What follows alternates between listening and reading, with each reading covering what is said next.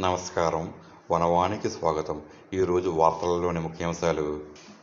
పోలవరం జిల్లా కేంద్రమైన రెంపచోడవరంలోని నారాయణగిరిపై వెలసిన శ్రీ వెంకటేశ్వర స్వామివారి బ్రహ్మోత్సవాలు కన్నుల పండువగా జరుగుతున్నాయి.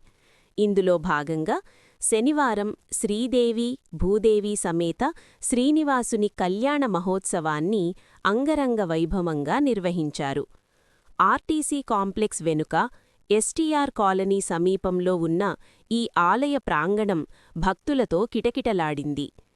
ద్వారకా తిరుమల దేవస్థానం దత్తత తీసుకున్న ఈ ఆలయంలో ఆ దేవస్థానం చైర్మన్ శ్రీ సుధాకర్ గారి పర్యవేక్షణలో ఈవో గారి ఆదేశాల మేరకు ఈ వేడుకను ఘనంగా జరిపించారు.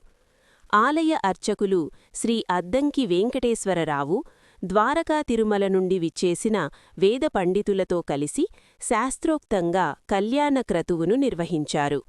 వేద మంత్రోచ్చారణలు, మంగళ వాయిద్యాల నడుమ జరిగిన ఈ కళ్యాణ వేడుక భక్తులను భక్తి పారవస్యంలో ముంచెత్తింది. ఈ కార్యక్రమానికి మాజీ శాసనసభ్యులు శ్రీ సీతంశెట్టి వెంకటేశ్వరరావు గారు హాజరయ్యారు.